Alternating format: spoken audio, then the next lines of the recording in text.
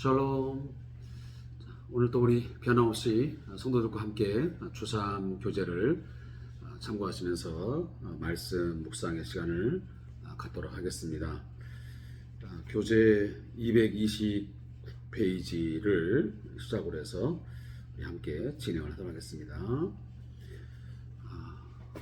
최근에 비가 자주 내려온 것 같습니다. 또 기온차가 굉장히 심한데 우리 성도들 건강 조심하시고, 특별히 독감이 유행해서 건강을 많이 위협하는 것 같습니다. 우리 모두 마지막까지 이 겨울철 잘 지낼 수 있기를 바라면서 큐티를 시작하겠습니다. 우리 먼저 기도하겠습니다.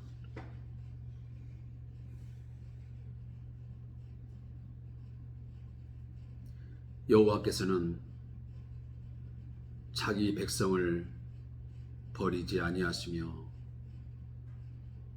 자기의 소유를 외면하지 아니하신다고 주님 말씀하셨사오니, 주님, 오늘 이 귀한 시간에도 하나님께서 우리를 외면하지 아니하시고 그 얼굴을 향하여 드사 평강을 주시며 우리에게 복을 주시니 감사합니다. 우리를 버리지 아니하시고 끝까지 붙드셔서 의의 길을 가게 하시고 주 안에 거할 수 있도록 긍휼과 사랑을 베풀어 주심에 감사합니다. 하나님, 이 밤에도 주께서 말씀하시는 바를 잘 듣고 그 깨닫는 바대로 행하며 살아갈 수 있도록 저희를 인도해 주시옵소서. 우리의 삶이 하나님의 마음을 괴롭히거나 하나님께 무거운 짐이 되지 아니하고 우리의 삶을 통해서 하나님의 기쁨이 되며 하나님의 영광을 밝히 드러내는 저의 삶이 되게 하옵소서. 예수님의 이름으로 기도합니다. 아멘. 자, 하나님 말씀은 에레미야 23장 23절부터 40절까지의 말씀을 함께 읽겠습니다. 에레미야 23장 23절부터 40절까지의 말씀입니다. 함께 말씀을 읽겠습니다. 여호와의 말씀이니라. 나는 가까운 데에 있는 하나님이요 먼 데에 있는 하나님은 아니냐? 여호와의 말씀이니라. 사람이 내게 보이지 아니하려고 누가 자신을 은밀한 곳에 숨길 수 있겠느냐? 여호와가 말하노라. 나는 천지에 충만하지 아니하냐? 내 이름으로 거짓을 예언하는 선지자들의 말에 내가 꿈을 꾸었다고 말하는 것을 내가 들었노라. 거짓을 예언하는 선지자들이 언제까지 이 마음을 품겠느냐? 그들은 그 마음에 간교한 것을 예언하느니라. 그들이 서로 꾼 꿈을 말하니 그 생각인즉 그들의 조상들이 바알로 말미암아 내 이름을 잊어버린 것 같이 내 백성으로 내 이름을 잊게 하려 하려다. 여호와의 말씀이라.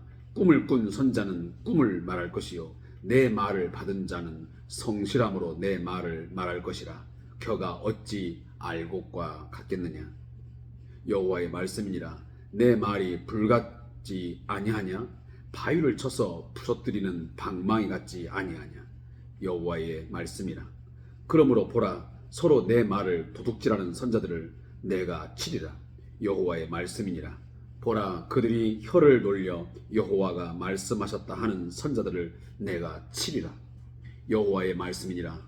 보라, 거짓 꿈을 예언하여 이르며 거짓과 헛된 자만으로 내 백성을 미혹하게 하는 자를 내가 치리라. 내가 그들을 보내지 아니하였으며 명령하지 아니하였나니 그들은 이 백성에게 아무 유익이 없느니라. 여호와의 말씀이니라. 이 백성이나 선자나 제사장이 내게 물어 이르기를 여호와의 엄중한 말씀이 무엇인가 묻거든 너는 그들에게 대답하기를 엄중한 말씀이 무엇이냐 묻느냐? 여호와의 말씀에 내가 너희를 버리리라 하셨고, 또 여호와의 엄중한 말씀이라 하는 선자에게나 제사장에게나 백성에게는 내가 그 사람과 그 집안을 벌하리라 하셨다 하고, 너희는 서로 이웃과 형제에게 묻기를 여호와께서 무엇이라 응답하셨으며 여호와께서 무엇이라 말씀하셨느냐 하고 다시는 여호와의 엄중한 말씀이라 말하지 말라. 각 사람의 말이 자기에게 중벌이 되리니 이는 너희가 살아계신 하나님 만군의 여호와 우리 하나님의 말씀을 망령되이 사용함이니라 하고 너는 또 선자에게 말하기를 여호와께서 내게 무엇이라 대답하셨으며 여호와께서 무엇이라 말씀하셨느냐 너희는 여호와의 엄중한 말씀이라 말하도다.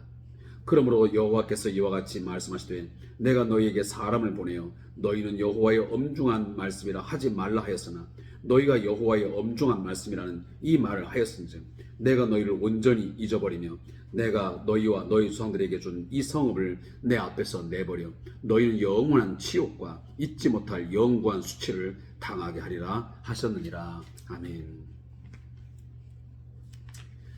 자, 먼저 23절부터 32절까지 말씀을 나누도록 하겠습니다. 자, 이 부분에 대한 제목은 거짓 선지자의 거짓 꿈입니다. 자, 이 본문은 이렇게 요약되어 있습니다. 하나님은 거짓 선자의 거짓 예언에 이어서 그들의 거짓 꿈에 대해서 지적을 하십니다. 그들은 하나님께서 때때로 꿈을 계시의 통로로 사용하시는 것을 악용하여 자신들의 꿈을 하나님의 꿈, 하나님의 예언처럼 말하며 백성을 미혹했습니다. 이에 대해 하나님은 거짓 선자들을 내가 치리라 두 번씩 말씀하시면서 단호하게 경고하고 계십니다. 자, 먼저 이 부분을 우리 나누겠습니다. 전체적인 내용들을 다 다룰 수는 없는 것이 시간적인 제약이 있습니다. 우리는 하나님에 대해서 어떤 인식을 갖고 있습니까? 오늘 본문을 들어가서 23절, 24절을 보노라 하면 하나님은 어떤 분이신가 할 때에 이 두 가지를 우리는 꼭 기억을 해야 합니다. 첫 번째는 하나님의 내재성입니다. 하나님은 우리 안에 계십니다. 내재.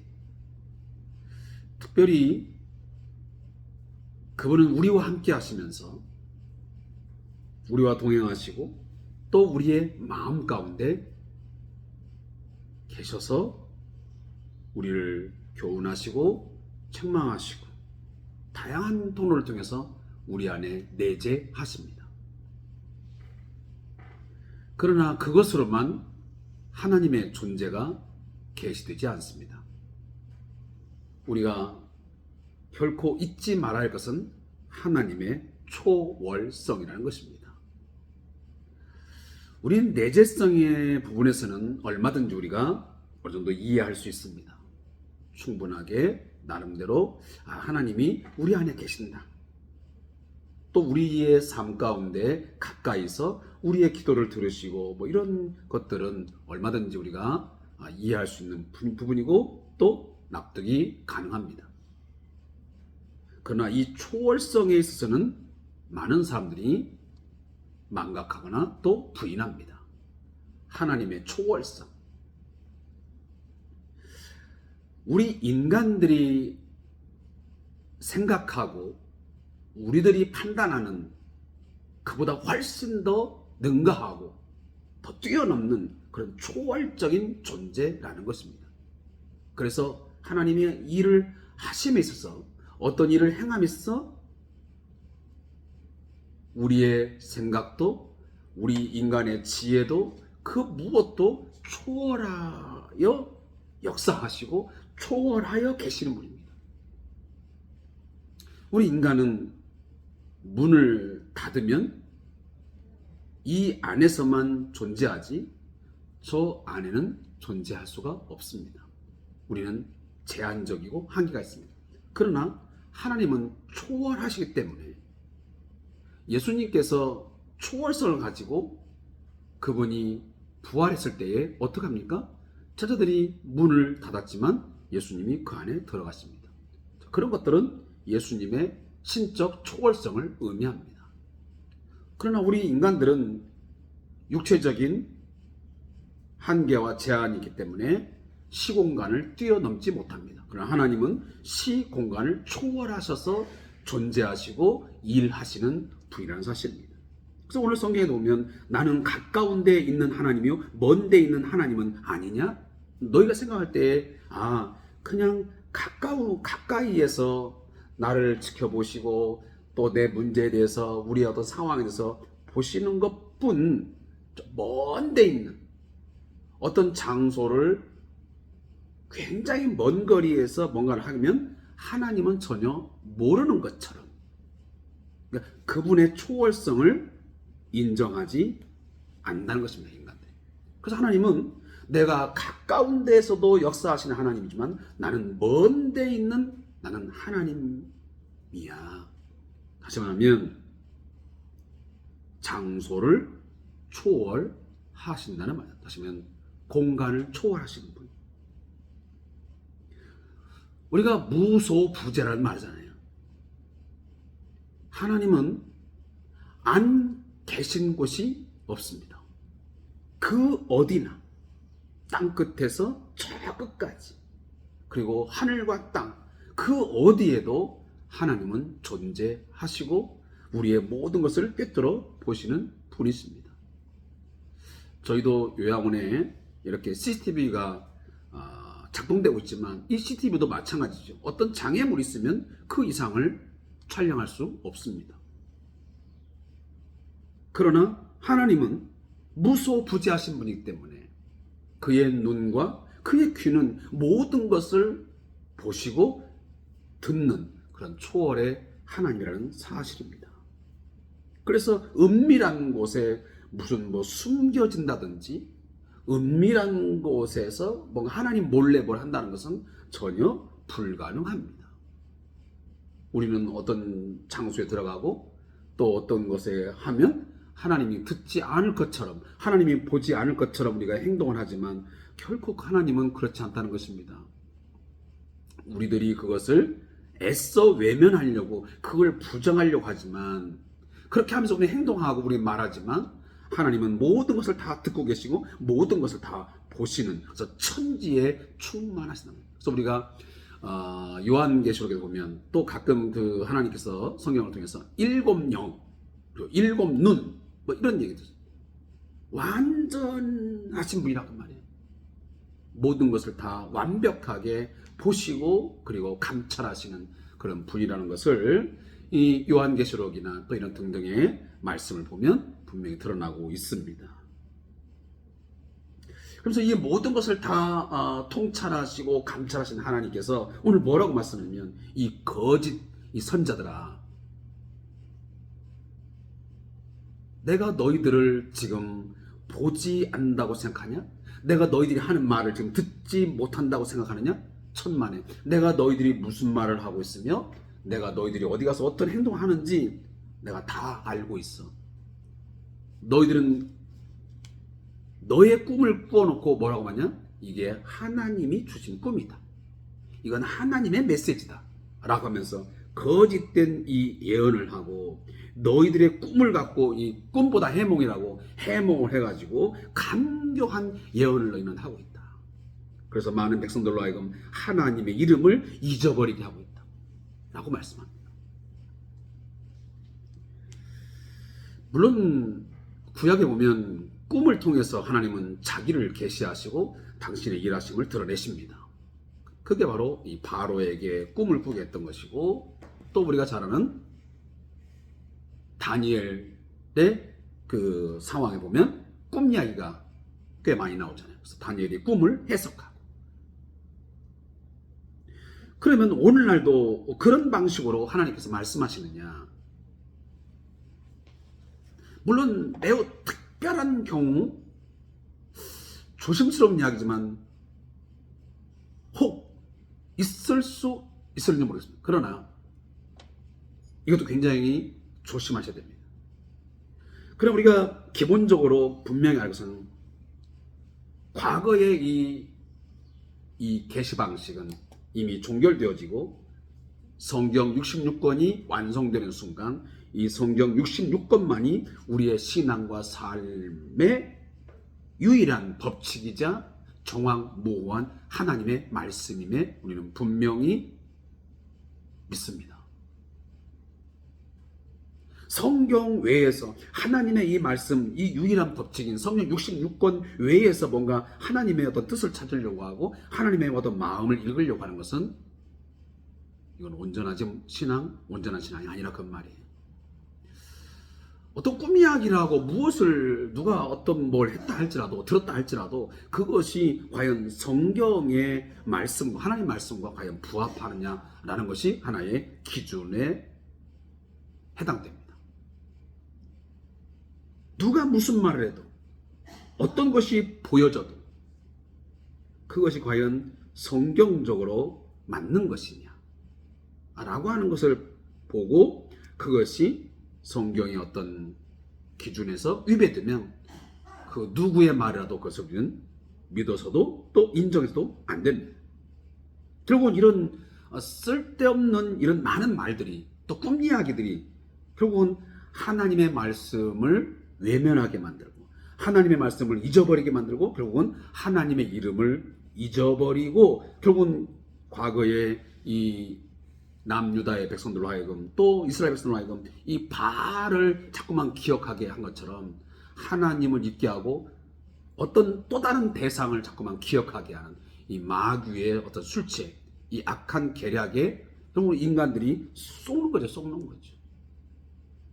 결국은 지금도 많은 꿈을 해석한다, 또 점을 친다, 이런저런 것을 통해서 사람들에게 달콤하게 접근을 해가지고 자기가 그 꿈을 해석하면서 또 어떤 신의 특별 계시, 직접적인 계시를 받았다 해가지고 그런 것들을 말하고 하는 사람들.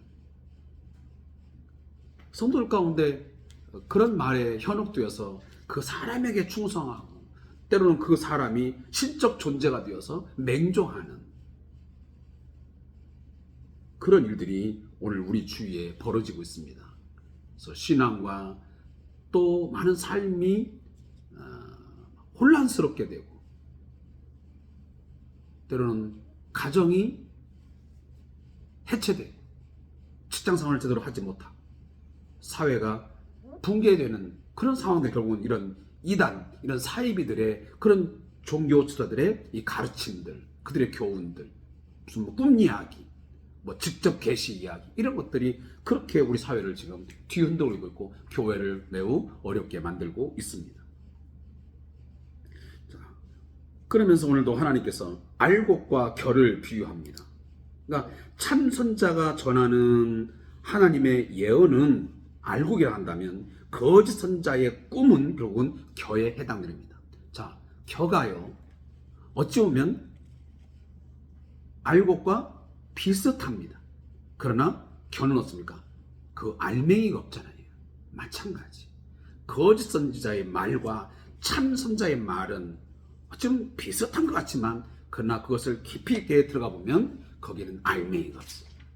그래서 사람의 마음을 현혹하고 결국은 그 사람의 삶을 망가뜨려버리는 그런 일들이 바로 이 신비주의 신앙 아니면 이런 기복주의적인 어떤 메시지들, 여기에 굉장히 많이 지금도 분포되어 있습니다. 결국 그것들은 우리에게 생명을 주지 못하고 결국 우리에게 공허함, 결국 우리의 삶을 파멸로 몰고 가는 일들이 얼마든지 있다고 하는 것을 우리가 꼭 기억하고, 올바른 신앙을 우리가 가지려면 반드시 이 성경 66권을 통해서 말씀을 배우고 그 말씀 속에서 우리의 신앙과 삶을 잘 세워가기를 다시 한번 제가 오늘 이 큐토틱에서 말씀드리고 싶습니다. 또 하나는 이제 33절부터 40절인데 이건 여호와의 엄중한 말씀이에요. 이 말씀 부분도 요약된 걸 보면 거짓 선자들은 자기의 말을 여호와의 엄중한 말씀이라고 주장하며 백성을 미혹시킵니다. 하나님은 여호와의 말씀을 망령되이 사용하는 자들에게 경고하시면서 더 이상 그런 표현을 사용하지 못하게 하셨습니다. 또한 하나님은 그들을 온전히 잊어버리시고 영원한 치욕과 수치를 당하게 하실 거라고 말씀하십니다. 여기 엄중한 말씀이라는 것이 이것을 좀 우리가 현대인의 성경을 보면 이 말씀은 좀 다르게 그렇게 쓰여져 있습니다. 이 본문은 보시면 짐이 되는 말씀이라는 거예요. 그래서 이 엄중한이라는 이 뜻이 이 마사라고 하는 이 뜻인데 이 뜻은 두 가지의 뜻이 있습니다. 근데 그 두 가지 뜻이 서로 상반됩니다. 하나는 짐이라는 뜻은 버든이라고 하는 영어로 보면 버든이죠. 이 버든 다시면 무거운 어떤 짐이 된다는 말입니다. 그리고 또 하나의 긍정적인 의미였냐면 신탁 하시면 하나님께로부터 온 신탁된 말씀이라는 두 가지 의미가 있습니다. 이게 거짓을 예언하는 자들이 이렇게 여호와의 엄중한 말씀이 무엇인가 라고 이렇게 하면 하나님 뭐라 하면 야 너희들이 지금 여호와의 엄중한 말씀 이렇게 말하지만 너희들에게서는 들어보니 여호와께로부터 온 말씀이 없어. 다시 하면 정말 엄중한 말씀, 엄히 경고하시는 그 하나님의 말씀은 너희에게는 없어. 그러니 이 언어 유희죠. 언어 유희. 그러니까 이 마사라는 말이 너희가 볼 때는 이것이 굉장히 신탁된 하나님의 말씀이라고 말하지만 오히려 너희에게는 마사 이건 너희에게 짐이 될 거야. 너희는. 다시 말하면 중벌이 된다 그 말이야. 중벌. 그러니까 너희들은 다시는 이것이 여호와께로부터 온 말씀, 신탁의 말씀이라고 그런 건 말도 하지 마라. 엄중한 말씀이라고 말하지도 말아라. 오히려 너희들은 그 여호와의 엄중한 말씀을 망령되이 사용했으니 너희들은 그것이 중벌이 될 거야.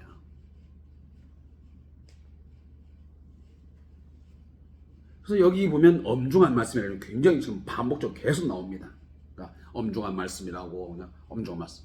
그러니까 이 지금 언어 유희를 통해서 이 두 가지를 계속 지금 반복적으로 사용하면서 너희들은 엄중한 말씀이라고 하지만 결국은 여호와께로부터 주어진 신탁이 아닌 너희들에게서는 다 이건 중벌이 될 수밖에 없는 그런 것들이야.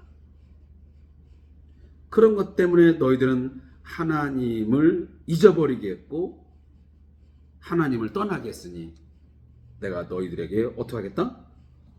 내가 너희를 온전히 잊어버리며 내가 너희와 너희에게 준 이 성읍을 내 앞에서 내버려고 영원한 치욕과 잊지 못할 영구한 수치를 당합니다. 그러니까 하나님의 이 신탁, 엄중한 말씀을 갖다가 너희들이 악용을 하고 그 말씀을 망령되이 사용해서 현혹시켰으니 그 대가로 너희들은 하나님께로부터 다 뭐한다? 잊어버림을 당하게 될 것이고 내 앞에서 다 내버려볼 것이다. 이 누구한테 주문되냐면 결국은 선지자나 제장들에게 좀 주어진 것들이 하나님의 말씀을 맡겨놨더니 이런 일을 저지른 거죠. 자, 조자의 목사를 읽고 오늘 끝내겠습니다. 현대 문화의 대표적인 특징 중 하나는 소통의 다양화라고 말할 수 있습니다. 과거와는 비교조차 할 수 없을 만큼 다양한 소통의 경로들이 존재합니다. 각종 SNS와 블로그를 비롯해서 유튜브 일까지 개인이 하고 싶은 말을 마음껏 쏟아낼 수 있는 창구가 지금 활짝 열려 있습니다. 이런 커뮤니케이션의 홍수가 오히려 하나님의 말씀을 들을 수 있는 통로를 찾기 어렵게 만드는 생각이 들기도 합니다. 그러니까 어떻게 보면 물이 홍처럼 많은데 마실 물이 없는 것처럼 바로 그런 격입니다. 우리가 장마 때 비가 많이 오면 물이 얼마나 많습니까? 그러나 실상 먹을 수 있는 물은 매우 제한되어 있잖아요. 똑같은 거예요.